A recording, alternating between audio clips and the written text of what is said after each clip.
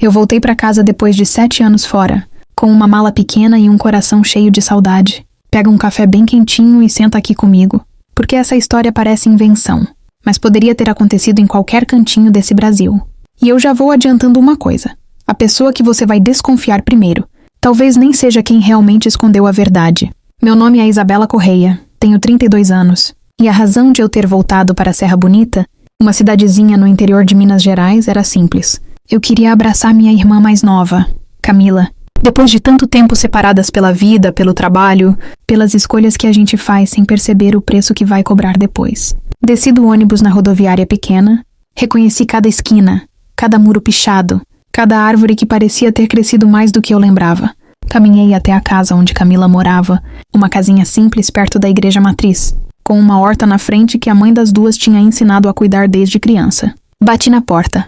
Ninguém atendeu. Bati de novo, mais forte, chamando o nome dela. Silêncio. Uma vizinha.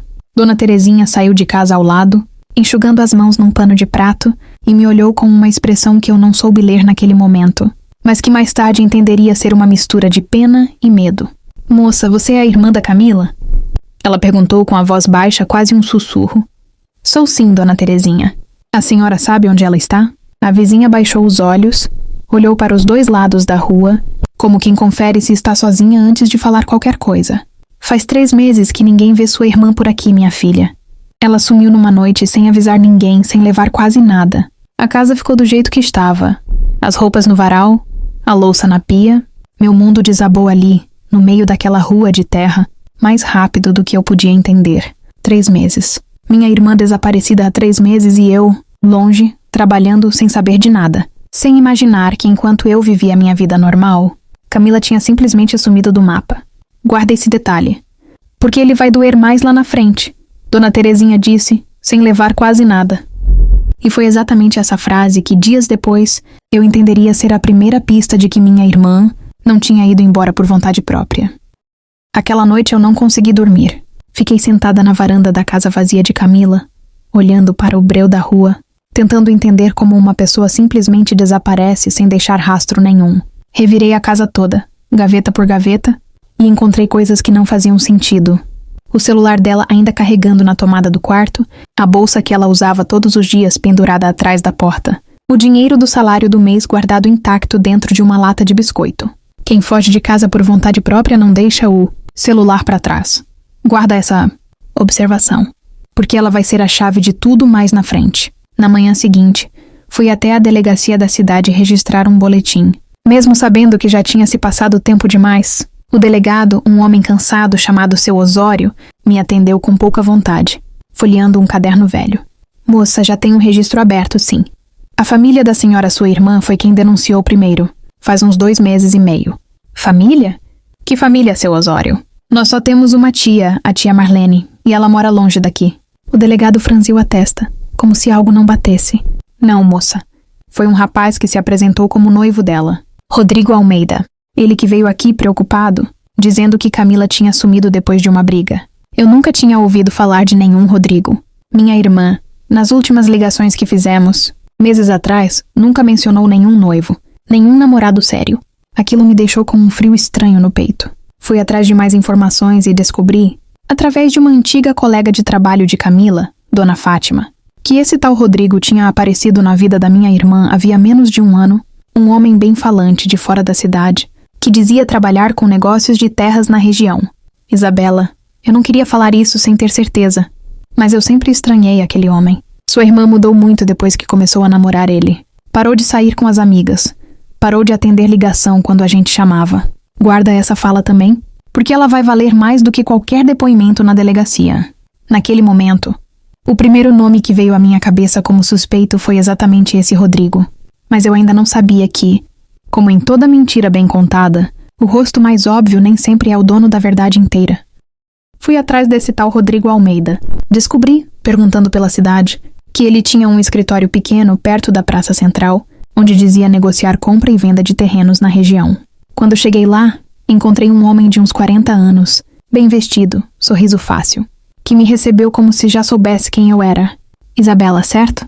Camila falava muito de você. Sinto muito por tudo isso, viu?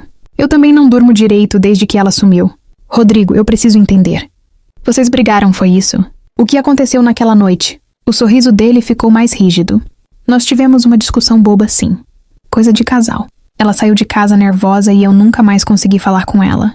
Fiquei tão preocupado que fui eu mesmo que procurei a polícia. Alguma coisa no jeito dele falar soou ensaiado demais para ser verdade. Saí dali sem respostas certas, mas com uma desconfiança cada vez mais forte. Foi Dona Fátima quem me levou até seu Anísio, um vizinho antigo que morava de frente para a casa que Camila e Rodrigo dividiam nos últimos meses. Um homem de mais de 70 anos, que passava as tardes sentado na calçada observando a rua.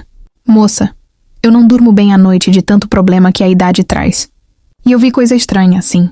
Umas 2 semanas antes de sua irmã sumir, chegou aqui um carro escuro, tarde da noite, com 2 homens que eu nunca tinha visto por essas bandas. Ficaram conversando com o Rodrigo na calçada, baixinho, olhando para os 2 lados. O senhor lembra de alguma coisa que eles falaram, seu Anísio? Só uma coisa que me ficou na cabeça, porque achei estranho na hora. Um dos homens disse assim: o coronel não gosta de esperar, Rodrigo. Resolve isso logo. Guarda essa frase, porque ela ainda não faz sentido nenhum agora, mas vai fazer muito sentido lá na frente. Um coronel? Eu não conhecia ninguém com esse título na região, mas o jeito como seu Anísio falou aquela palavra, com um misto de respeito e medo, me disse que talvez Rodrigo não fosse o único responsável por aquilo tudo. Talvez ele fosse, como Camila teria dito uma vez sobre outra pessoa da vida dela, só mais um peão numa jogada muito maior do que eu conseguia enxergar até aquele momento. Os dias seguintes foram os mais escuros. Rodrigo, sentindo que eu estava chegando perto demais, tentou me intimidar numa noite, parando o carro ao meu lado na rua deserta. Isabela, larga isso. Você não sabe com quem tá mexendo. Pensa na sua vida, na sua segurança. Eu não respondi, mas entendi que não estava mais lidando só com um noivo mentiroso. Foi Dr. Ricardo, um advogado indicado por Dona Fátima, que me ajudou a juntar as peças. Descobrimos que o tal coronel era Aurélio Vasconcelos, dono de metade das terras da região, que há anos cobiçava justamente o terreno que os pais de Camila tinham deixado para ela, uma área com nascente de água valiosa para irrigação. Rodrigo nunca foi noivo de verdade. Foi contratado para se aproximar de Camila, ganhar sua confiança e convencê-la a assinar a venda das terras. Quando Camila descobriu a verdade e se recusou a assinar qualquer papel, ameaçou denunciar tudo. Foi nessa mesma semana que ela desapareceu. A virada veio através de seu Anísio, que reconheceu, numa foto que consegui na delegacia, um dos homens do carro escuro. Era motorista de confiança de Vasconcelos. Pressionado pelo Dr. Ricardo com essa prova, e temendo ser o único a responder sozinho, esse motorista confessou tudo à polícia. Camila não tinha sido machucada, mas mantida escondida numa chácara isolada do próprio Vasconcelos, para que se acalmasse e entendesse a proposta. A polícia chegou à chácara numa manhã de sol fraco. Encontrei minha irmã magra, assustada, mas viva, correndo em minha direção assim que me viu descer do carro. Abracei aquele corpo tremendo e chorei como não chorava desde criança. Rodrigo e o motorista foram presos por sequestro e cárcere privado. Vasconcelos, apesar de todo o seu poder, não escapou da investigação que se seguiu, perdendo negócios e a reputação que tanto prezava na região.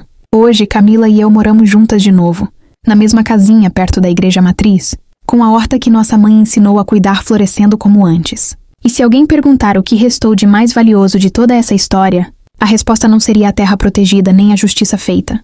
Seria a certeza de que, mesmo depois de 7 anos de distância, o laço entre 2 irmãs nunca se rompe de verdade. Ele só espera a hora certa de se reencontrar.